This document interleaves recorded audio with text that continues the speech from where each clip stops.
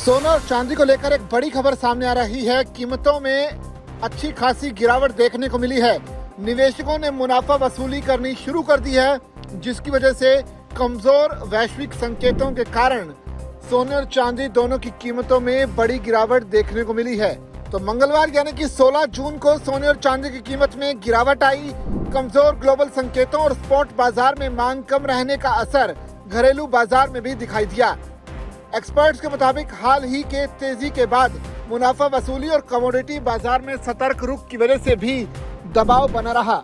MCX पर अगस्त delivery वाला सोना गिर गया, जबकि जुलाई डिलीवरी वाली चांदी में इससे भी बड़ी गिरावट दर्ज की गई। वैश्विक बाजार में भी दोनों मेटल्स कमजोर रही हैं, जबकि इसका असर घरेलू कीमतों पर भी पड़ा है।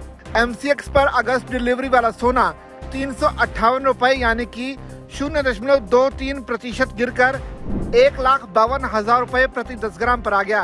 इस कॉन्ट्रैक्ट में 8,822 लोट का कारोबार हुआ, जबकि MCX पर जुलाई डिलीवरी वाली चांदी 4,058 रुपए यानी कि 1.61% गिरकर 2,47,000 रुपए प्रति किलोग्राम पर पहुंच गई।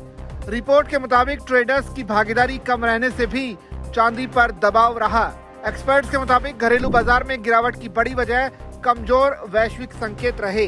हाल ही में तेजी के बाद मुनाफा वसूली और कमोडिटी बाजार में सतर्क रुख भी कीमतों पर दबाव का कारण बना। वैश्विक बाजार में भी सोना और चांदी दोनों कमजोरी के साथ कारोबार कर रहे थे। बाजार के जानकारों के मुताबिक जियोपॉलिटिकल जोखिम को लेकर चिंता कुछ कम हुई है। अमेरिका की मौद्रिक नीति को लेकर बदलती उम्मीदें भी बुलियन बाजार को प्रभावित कर रही हैं। CME फेड वॉच के मुताबिक दिसंबर में अमेरिकी फेडरल रिजर्व की संभावित ब्याज दर चाल को लेकर उम्मीदें हाल के दिनों में कम हुई हैं। हालांकि अनिश्चितता अभी भी बनी हुई है।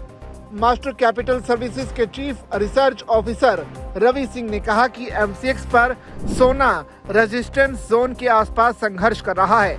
उन्होंने कहा कि गोल्ड के लिए तत्काल सपोर्ट 1,51,000 रुपए प्रति 10 ग्राम के आसपास है। अगर कीमत रेजिस्टेंस के ऊपर जाती है तो अल्पकालिक स्थिति बेहतर हो सकती है।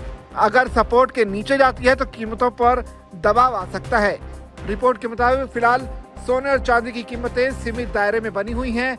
ट्रेडर्स भू राजनीतिक घटनाक्रम, वैश्विक ब्याज दरों की उम्मीदों और निकट अवधि की मांग के आधार पर फैसले ले रहे हैं।